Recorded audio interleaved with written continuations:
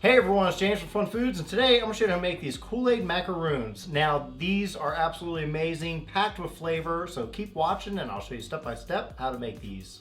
So I'm going to try to make this two separate ways. The first way I'm going to try to make it, I'm going to make it with some of this cherry Kool Aid, and the second way I'm going to make it with the blue raspberry. Now, the first way, we're also going to use almond flour. And the second way, we're going to try it with some plain regular flour, some all-purpose flour.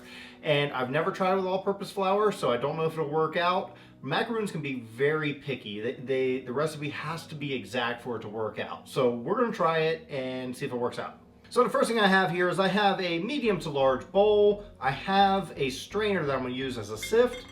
And we're going to start with 1.5 cups of powdered sugar. Put it in that strainer.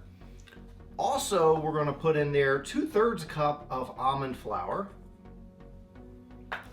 And I'm going to use this one little package of cherry Kool Aid. You can use any flavor you like. I'm picking cherry because it'll be red and hopefully the color will come out really nice and the taste and the flavor will come out too.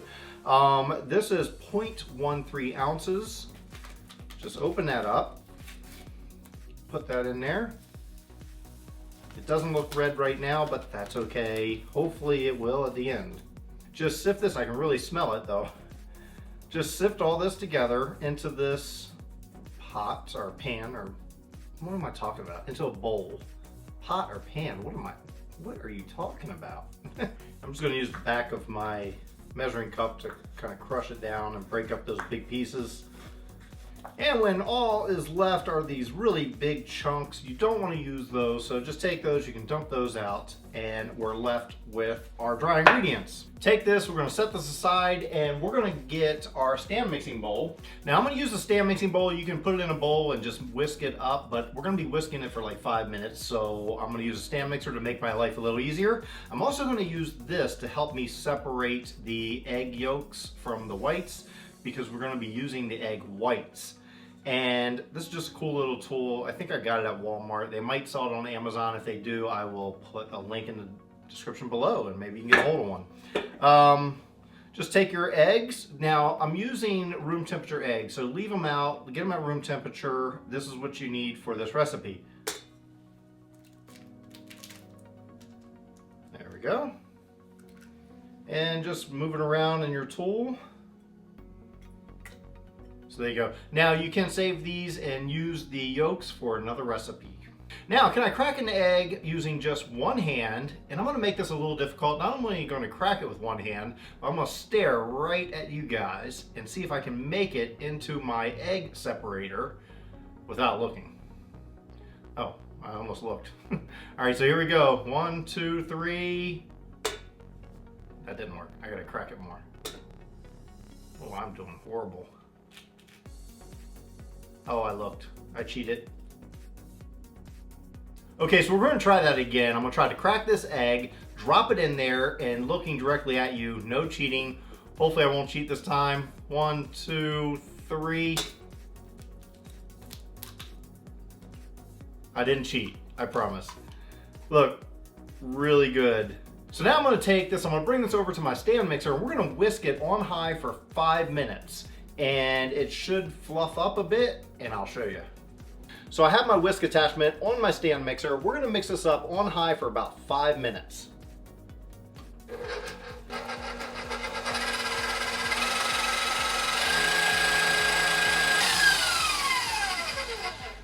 Okay, so it's been 5 minutes of mixing this. It should be a nice, foamy, fluffy mixture at this point. I'll give you a closer look. So there we go. Nice, foamy, fluffy, like so. So now what we're going to do is put it on about medium speed, and we're going to start adding some sugar. This is 5 tablespoons of sugar, but I'm only going to add about 1 tablespoon at a time and just let it work in slowly.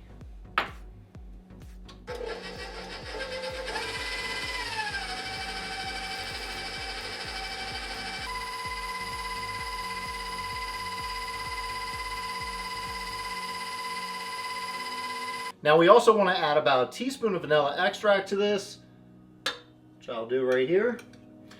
And now we want to mix this, or I should say whisk it, until it becomes nice and silky smooth.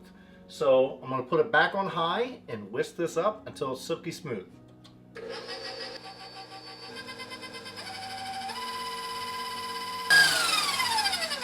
Now it took another 4 or 5 minutes of whisking this on high after I put in the sugar and the vanilla extract to get the nice silky smooth appearance we want. And I'll show you what that looks like. That's what it looks like. Pretty cool, huh? All right, we'll bring this back to our workstation, and this is where we're gonna mix it with our dry ingredients and really get it ready before we put it in the oven. Now that we're back at our workstation, we have our dry ingredients here, which I'm gonna set aside. Bring in our wet. Now we just need to add about half of our dry mixture to the wet, and we're gonna fold it in. Try not to over mix it. And let's fold this in. And when that's mixed in, we'll put the rest in. And after folding it in, you should see the color is nice and it's almost like a pink. But hopefully it'll darken up a little bit when we have it in the oven. It'll turn red. We will see. I'm gonna take this, I'm gonna put it into a piping bag, and then we're gonna pipe out our little macaroons.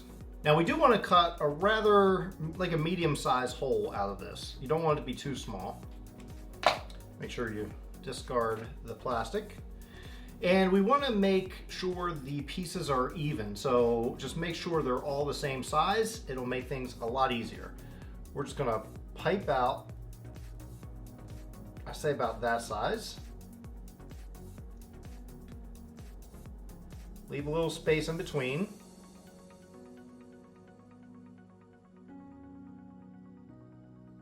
Now what you want to do after you pipe them all out is tap on the counter gently with your baking sheet, and we want to kind of flatten them out a little bit. We want the tops of them not to be pointy.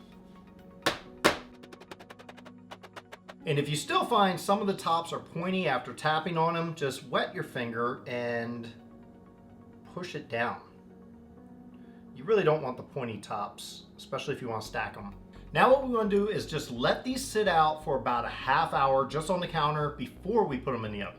Now that we've let our macarons sit out for a half hour, what it does, it gives it that crust around it so it'll cook perfectly, hopefully. That's our plan. We're going to put it in our oven. My oven has been preheated to 325 degrees Fahrenheit.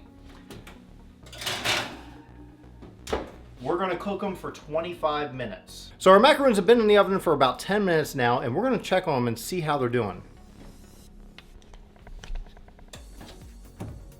Uh-oh, they're getting little bubbles on the top.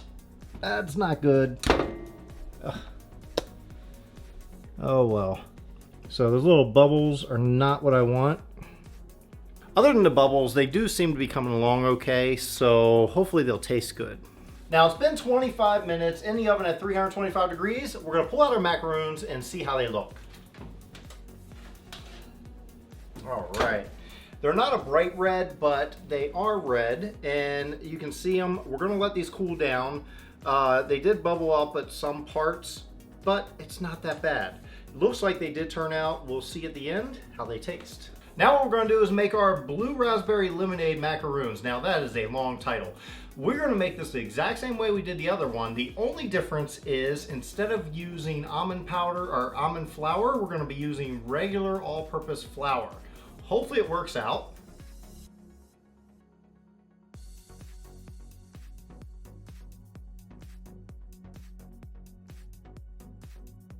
Now after folding this in quite a bit, I'm not getting very much blue color to this, and I think it's because my egg whites got a little too dry, but it is a little bit of color. You can see a little bit. I'm gonna put just a little bit of water in here and see if it brings out that color, because when you mix Kool-Aid with water, that's when that color really shows through. I'm just putting 1 tablespoon of water in here. Actually, I'm gonna put about half of it. And we'll see how it goes. Half a tablespoon of water, and okay, now it's bringing out that blue color. I could smell the flavor, but I wanna see that color too. And because I really want a blue color, I am going to mix in some gel-based food coloring to this.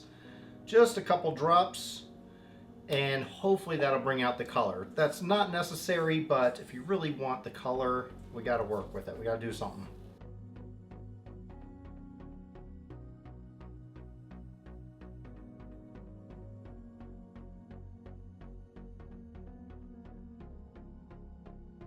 Now the filling I'm going to use for this is going to be a white chocolate ganache. I think it'll go perfectly with the flavors of Kool Aid, and both flavors, both the cherry and the blue raspberry. So that's what we're going to do here. I have a microwavable bowl here, well, a microwavable measuring cup, and I'm going to add to that about 3/4 cup of heavy whipping cream. Heavy cream. We're going to put this in a microwave. We're going to microwave it on high for about 60 seconds and get it nice and hot. All right, so we got that nice and hot. Your microwave might differ on times. Just make sure it's really hot. That's the main thing. And what I've also done was I've cut up some white chocolate. And cut it up into small pieces. If you have the little chocolate chips, they'll work fine. You don't have to cut those up. We're going to pour those in there. This is roughly about a cup worth of it. And what you want to do right now is just mix this up until it becomes nice and thick. And if you find it too runny, you can let it sit for a bit, maybe a half hour or so, or you can add more white chocolate to it. So after making my filling, I let it sit for a bit and it didn't thicken up to the point I wanted. I even put it in the refrigerator for about an hour and a half, and it's still too runny. So what we're gonna do is move on to plan B. Sometimes things don't work out. I have some powdered sugar, and this is about 1/3 cups worth. I'm gonna add some of it. I'm gonna do about half first and mix that in and see if that helps. So see if it thickens it up. And I'll add the other half.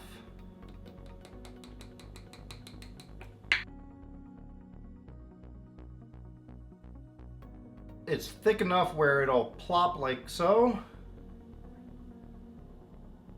All right, so that's what we want. That's a good consistency right there. It's almost like a buttercream frosting. All right, so we have our red cherry flavor macaroons and we have our blue raspberry ones. I've let them cool down, and now we got to pull them off. Now as we pull them off, we gotta be careful. Macaroons have a tendency to stick, so we don't want them to stick to the thing. So we don't want them to stick. So this is good. This one came out perfect. So now we're just going to fill these up, and I'm just going to take our filling and take one, and here we go. Pipe some out in there. Put our top on, and that's it. That is one Kool Aid macaron.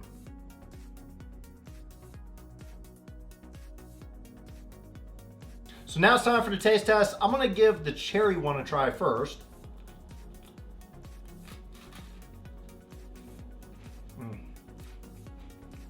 It's good.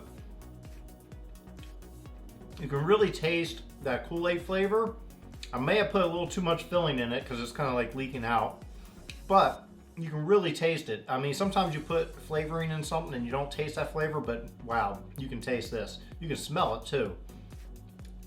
Now let's give the blue raspberry a try.